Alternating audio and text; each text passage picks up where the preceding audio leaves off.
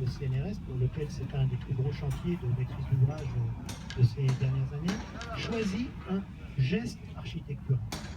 Je veux dire ici le plateau de Saclay, où un certain nombre d'opérateurs ont choisi de faire du neuf et de faire de l'architecture. Et je veux le dire pour tous les projets à venir, le plateau de Saclay doit devenir un haut lieu de l'architecture française ou internationale. Il y a ici des architectes internationaux qui travaillent. Vous entendant, monsieur l'architecte, parler tout à l'heure de votre projet, me revenait à l'esprit une conférence qui s'est tenue il y a quelques jours au Collège de France d'Anish Kapoor, qui n'est pas un architecte, qui est un artiste connu pour le sort que ses œuvres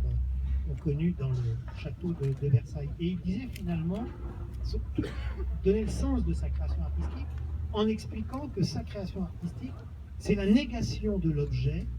c'est-à-dire c'est un objet qui doit interroger, ce que vous expliquiez très bien tout à l'heure, en disant qu'il n'y a pas de point de repère,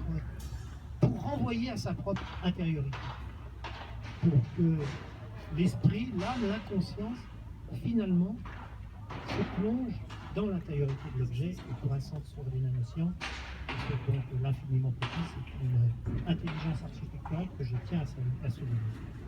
Deux ou trois réflexions d'ordre très général. La première, c'est aux équipes formidables du CNRS